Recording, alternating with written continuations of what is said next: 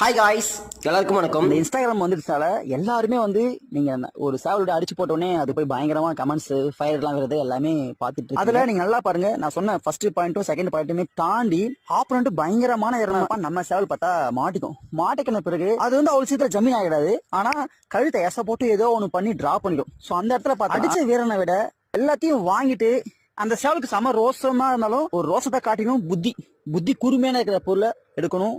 இப்ப இல்ல, நான் ஸ்டார்டிங்ல சொல்றேன், அடிக்கிறத விட புத்தி கூர்மையா இருக்கிற பொருள் புத்தி விட்டுறவே கூடாது. அந்த மாதிரி சேவல் தான் நம்ம ப்ரீட் பண்ணும்.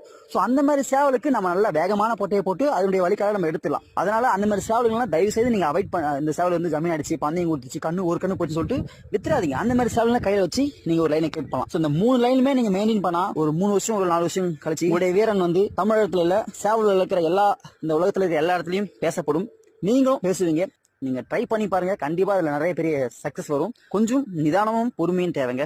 நான் சொன்ன இந்த 3 விசேஷமும் ரொம்ப சிறப்பானது. ஏன்னா இதுல இருக்கிற ஒரே ஒரு காமனான விஷயம் என்னன்னா, இந்த 3 விஷயத்தையுமே கண்ணால பார்த்து கணிக்க முடியாது. ஒண்ணு, இந்த சேவல் பறந்த காலத்துல இருக்கிற எல்லாருக்குமே அந்த சேவலுடைய அருமை தெரியும். அதை விட அந்த சேவலை மெயின்டைன் பண்ணி லைனை உருவாக்கின அந்த லைனுக்காரங்க மட்டும்தான் அதனுடைய விசேஷம் தெரியும். ஸோ இந்த மாதிரி இருக்கிற சேவலை தான் நம்ம பிரீட் பண்றதுக்கு ரொம்ப சிறந்த ஒரு பொருள்.